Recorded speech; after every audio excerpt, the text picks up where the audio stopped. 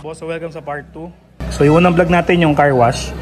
So kaya tayo nag-car wash kasi isi-ceramic natin tong ATR 160 natin. DIY ceramic coating. Siyempre, itong binili natin na ceramic is from Lazada. So siyempre alam mo naman, pag mura, baka mura din ang resulta. So nag-range yung ceramic coating ng motorcycle is I think 3,500 or 3,000 to 4,000 ata. So sa ganitong motor. So siyempre, alam mo naman, try muna natin yung affordable na ceramic. So bumili tayo sa Lazada. So magkakatalon na lang kung paano ko ito i-apply. Dahil siyempre, yun ang binabayaran mo sa labor. I mean, dun sa mga shop, yung labor, yung magandang pagkakalagay at magandang serbisyo. Siyempre, alam mo naman tayo, DIY muna tayo. So check natin kung maganda ang resultang lalabas dito sa low budget ceramic coating from Lazada. Okay, so kakatapos lang natin mag car wash dun sa part 1 na vlog. Yan, so siguro yung lalagyan natin ng ceramic is yung mga gray panel, diba? Yun naman ang tatry ko. Babalutan ko din to ng mga masking tape. Yan, mga ilaw para hindi malagyan. So check natin kung may difference after nitong video na to. Ayan siya. Ayan. So hindi naman talaga siya glossy. May pagka-metallic gray talaga itong si QJ Motor. So check natin after ng DIY ceramic natin kung ano magiging resulta ng panel ni ATR 160. Ayan, buksan na natin boss yung pang ceramic natin. Okay, bumili ko dalawa para sa big bike ko isa. Ito sa ATR 160. So 9H Mr. Fix. Ayan. Okay. So ito nga yung laman. Yan. Siguro mga 30 ml na chemical. Tapos meron siyang kasamang dalawang parang fiber coated tissue. Dalawa. Hindi ko alam kung anong tawag dito. Pero dalawang ganyan. Tapos isang ganito. So doon sa napanood ko, ibabalot tong puting tissue dito. Tapos isang way lang, dahan-dahan lang. Okay? So tara, experiment na natin yung ATR 160 natin ng ceramic coating DIY. Destroy it yourself. Yan, so lagyan muna natin ng mga masking tape yung isang ilaw. Okay? Para hindi malagyan ng excess na ceramic. Alright? So masking tape, so tubig.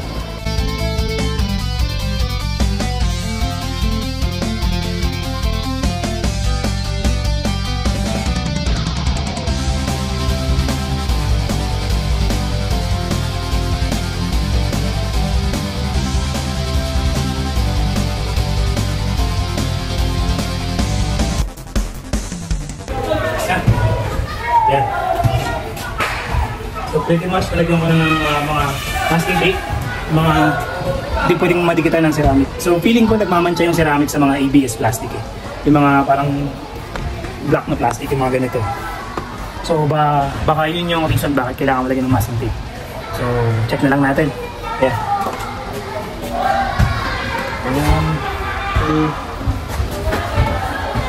So ito ang mga ko eh. Ito lang mga lalagyan natin. Ito. Same lang din sa kabila. So, para ma-check lang natin kung ayos yung resulta ng Lazada Gaming na ceramic. Alright? Let's go. Yeah, so, bago tayo magsimula pala, kung magsa-ceramic ka, kailangan mo ng microfiber cloth or basahan ng microfiber. Kasi ito yung pinaka-final touch after mo mag-ceramic. Paglagay mo na ito, may curing time na 5 to 10 minutes. Or mga 8 minutes. After ng curing time, pwede mong punasan ng microfiber cloth. Alright, so tara, let's go. Yan, so unahin natin tong front fender para ma-check natin. Tanggalin lang natin yung konting mga gas-gas. May mga konting scratch na nga siya. Yan, maninipis lang naman. So agapan na natin ng ceramic. Nga pala, ang tulong ng ceramic sa yung vehicle is para pandagdag ng coating or pang protection ng pintura. Diba? Lalo na kapag laging nasa labas yung motor mo or walang garahe, walang bubong, mga ganyan, mas kailangan mo magpa-ceramic coating para protection sa pintura, sa init. Protection sa init. Diba? para mas tumagal yung pintura ng vehicle mo, motor man yan o sasakyan. So yun ang sense talaga ba't nagpapaceramic. To give your vehicle more protection in deteriorating ng kulay niya, di ba? So tara, check natin. Ito yung unang itsura. Feeling ko di naman mahalata masyado kasi ano eh, metallic to eh. So sige, tignan na lang natin. Ayan. Tapos kunin natin yung isa. Dalawa kasi yung kasama sa package. Ikot natin dito yung white cloth dito. Tapos yung ceramic. Okay? Yan mga boss. So binalot na natin dito. Ang technique dito, sabi din sa manual is, kailangan isang pasada lang, isang way lang, or direction ng pagpapahid. Parang dapat as much as possible, not sticky. Siguro parang huwag babalik-balik. Kumbaga masusundan kang flow, isa lang. Then 10 drops lang. Maximum of 10 drops dito sa ibabaw. Okay? So, binalot na natin yung white cloth dito sa pad niya. Tapos papatakan natin ng 10 drops na itong ceramic. Alright? Wala lang. So, 30 ml to. Actually, kasya na nga to sa dalawang motor. Pilit ko. So, tara. Check natin. 10 drops muna. 1, 2, 3, 4, 5, 6, 7, 8, 9, 10, 11, 12. Sobra. Ayan. Isang kamay ko nag-video, isa mag-a-apply. Check natin.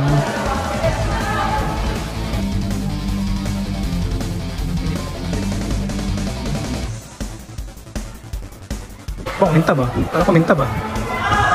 Ito yung difference. Ayan. Oh, ayan. Okay. Dito muna ako sa ibang panel. Alright.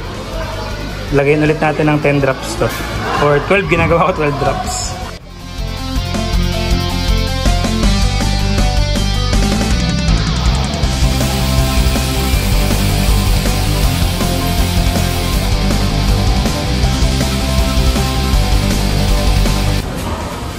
Mga boss, parang effective nga. Ang kintab oh.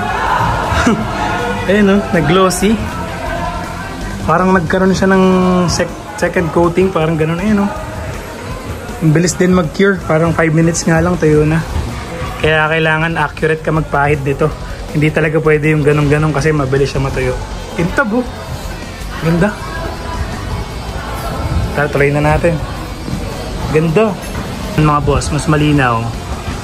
Okay, so tinesting natin yung kabilang panel. Ang kintab talaga oh.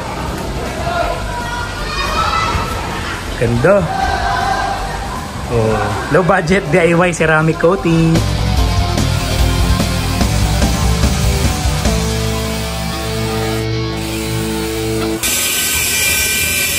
Ayan sa akin tab mga boss. Grabe. Hindi ko rin na-expect na pwede pala maging glossy yung metallic kapag nilagyan mo ng ceramic. Nakakatawa naman. So yan ang resulta. 5 minutes tuyo na kagad. From metallic naging glossy. Ganda. Nakakapagod lang mga boss. Nakakangalay. Ang challenge pa dito is pag maliliit yung mga parts na lalagyan mo, medyo mahirap. Ang laki pa naman ang daliri ito. Ganda mga boss oh. Yung reflection. Grabe naging glossy si ATR 160. Tuloy na natin.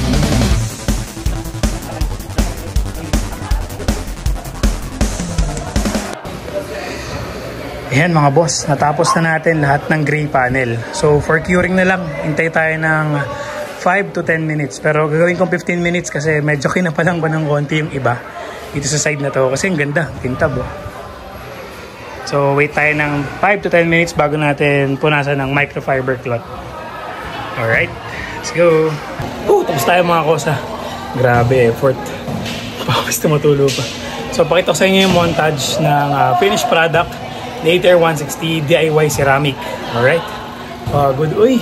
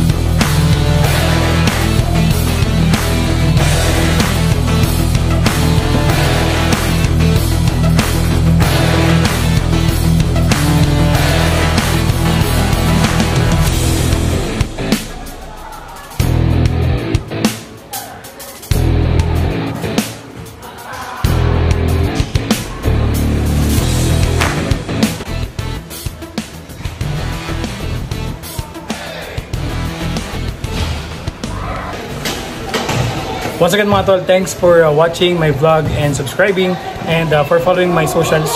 Instagram, Vlog Negosa, Facebook, Vlog Negosa, YouTube, Vlog Negosa, TikTok, mayroon na po tayo.